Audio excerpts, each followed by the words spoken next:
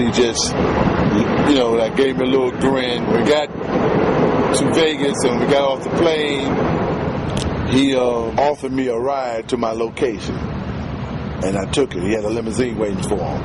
Hard to understand, but a hell of a man.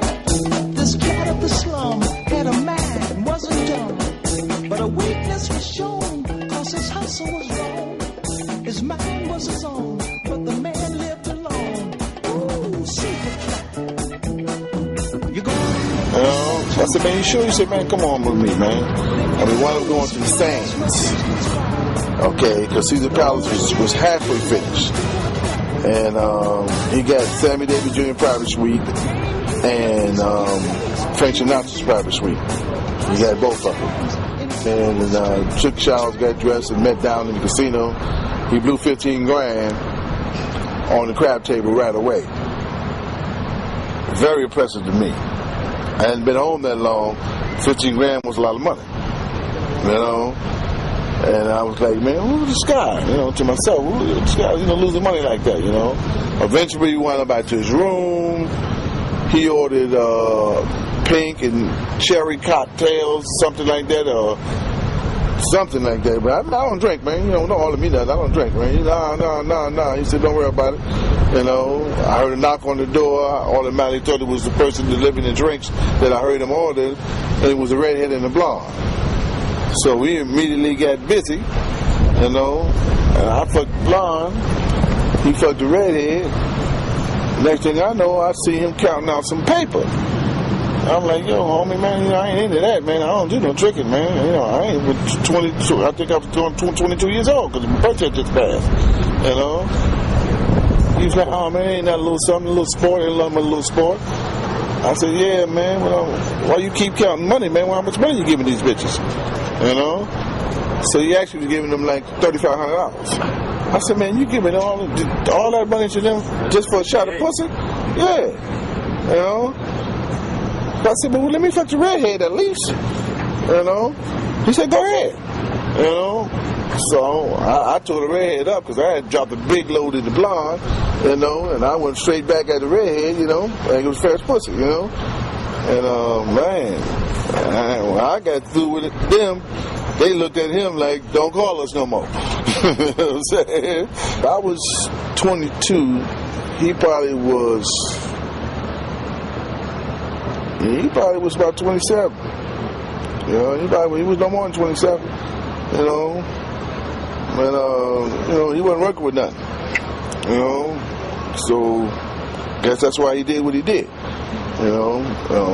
Kick that paper out for that sex, But when we got back from Vegas, I was standing in front of the Shalimar one night, about 11 o'clock at night, and big old guy came up to me, and he said his name was 22. And he said, man, Frank wanted to see you. So I said, Frank who? He said, Frank Magic. I said, where you at? He said, around the corner. So I walk around the corner, and I see somebody in an old beat-up station with a painter's outfit on and a painter's cap, I said, man, that's you, Frank? He said, yeah. He said, look here, man, I need some bonita. I said, oh, that's what time it is then. He said, yeah. And I said, well, how much you want? He said, man, all you can get. I said, man, I just finished talking to a dude that made a trip to Detroit and brought back a whole bunch of bonita. He just drove off. You know what I'm saying? He said, well, why don't you take the station wagon and this bag of money and go get it. I said, well, how much? He said, man, get all he got. So I said, man, this guy just came back, re-up. He stacked. So the guy told me he was going to Thelma's. The bar on 148th Street. We're on 137th. The bar's on 7th Avenue on 148th Street. So I drove up there, and sure enough, I see his Cadillac. And I went in there and I pulled him out and I said, yo, man, I know you got the bonita because you just told me. He said, yeah. What you want? I said, man, give it all to me. He said, you serious? I said, yeah, give it all to me. So I followed him someplace in the Bronx, and he loaded up the station wagon, gave me a price. I opened the bag up, gave him what he asked for. It was about $3,000 left, I rolled the bag up, stuck it between the seats, and drove back down to the Shalimar. I give Frank the station wagon, the keys to the station wagon, parked it, gave it to him, and I told him the bag was between the seats. So he asked me what was in it. I said, man, there's a few $1,000, at least 3 in there. He said, well, why didn't you keep it? I said, man, come on, man, you treated me good in Vegas, man, come on, man. It's my favorite, $100, He said, oh, man, no, keep it like that there. I said, nah, man, I'm not going to take it like that there, And I said, man, you better get on out of here with that shit. You got to go all the way back to Brooklyn. So he drove off.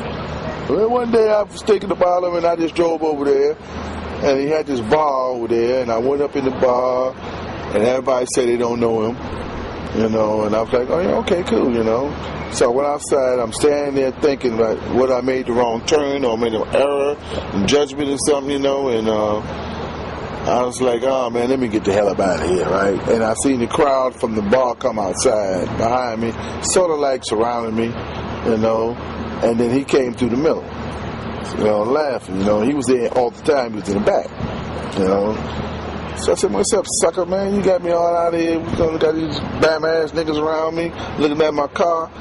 He said, well, where you get that shit from, man? You got that shit hooked up, I said, yeah, it was a white-on-white Eldorado, right? I said, yeah, motherfucker, you can't do it like this, Plus I had some fly shit on and shit, white-on-white gators, white silk pants and shit like that there, And, he just was calming me, telling his people, man, look at him, man, this motherfucker be clean all the time. He's a clean little nigga here, like that there, We kicked it and shit, man, and he took me to the Ponderosa. This nigga had a room full of bitches, butt naked, bagging up dope. He said, it's the second shift. I said, well, fuck, how long they been in there? So they've been there for a week. Well, how much dope was you bagging up, man? He said 86 keys. I said, you got 86 keys of dope? I ain't never seen 86 keys of dope. He said, man, 86 keys, motherfucker. And I said, you bagging it up? You ain't selling nobody nothing? He said, nah, motherfucker, I ain't selling nobody nothing. I'm bagging it up. I said, you a bad motherfucker, man. I said, that's a lot of work, man. You a bad motherfucker. That shit gonna fall off in the bag. That shit ain't gonna be no good. He said, all right, nigga, I don't know. You don't know, little nigga like that there. He was a humorous guy, And, our relationship just grew. He loved my style. Oh, he absolutely loved my style. You know what I'm saying? Loved it. You know what I'm saying? And it came to a point in time where he wouldn't go shopping without me. To help pick out outfits and ties to match suits and gators and certain stores to go to buy this and buy that, stuff like that there. And, we became good friends. We went up to Great Gorge in New Jersey when the Playboy Club first opened. Me, him, Rosie, and Joyce. We made several trips and stuff together. We had a lot of fun together. We did a whole lot of things together.